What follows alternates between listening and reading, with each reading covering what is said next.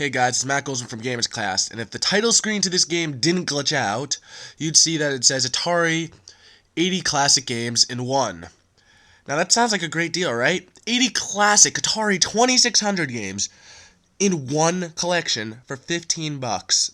That sounds fantabulous. That sounds amazing, right? Well, guess again.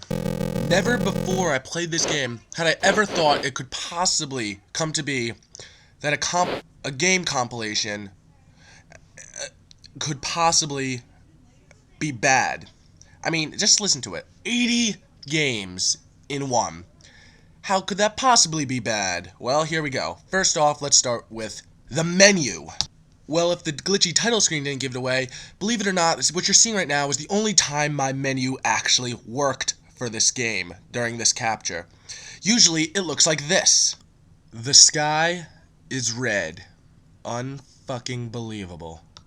And what's up with these categories? Can't we get a real list? What's the difference between Atari Arcade Originals and at home? Yeah, they have this little list here, but yeah, it's all smushed together, and the font blends in, and you can barely see anything on the screen. Why, you ask? It looks fine now? Well, that's because it's usually in red. Now, you may be thinking, alright, it's just a menu, it can't be that bad. Well, no, it's that bad. See how the screen just went black when I went to start that game? Well, that's because the menu alone crashed on me on 13 separate occasions just when making this review.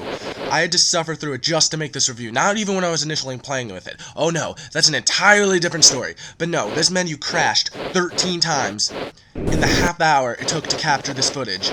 I had to reboot that many times because this game couldn't handle it. And now you're probably thinking, well, it can't be that bad, there's 80 games in here. Well, that would also be true if any of them fucking worked. Alright, even take Pong, the most basic fucking game in the entire world. They still fucked it up. And you're probably wondering, how do you fuck up Pong? Well, I'll tell you how you fuck up Pong. Watch this. Did you see that? You know what? Actually, let's watch that again. Alright, now watch. See that? That's the highest your paddle can possibly go. And yet the ball can go over that point. What the fuck? And you want to know what's worse? This is one of the better games in the compilation. And what I mean by better is, it's one of the only ones that would ever fucking start.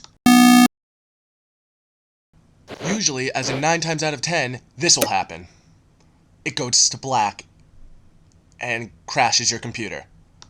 Now, I don't care what kind of computer you're on, but every computer out there that's been purchased within the last 20 years should be able to handle what an Atari 2600 can do. Even a Commodore fucking 64 can do that. One of the few other games I got to start was Missile Command. Alright, Missile Command, let's try this thing out. First off, let's look. It looks fine, right? No, don't be fooled. For some reason, when I was playing this game, I could only get the cannon on the left to fire. For some reason, none of the other cannons decided to work while you're playing this game, which is absolutely crucial for this game, because you'll run out of ammo very, very quickly, and it's very hard to shoot down rockets that are across the screen when this is happening. Oh wait, that one got bombed in the middle? Oh, it doesn't matter, I couldn't use it anyway.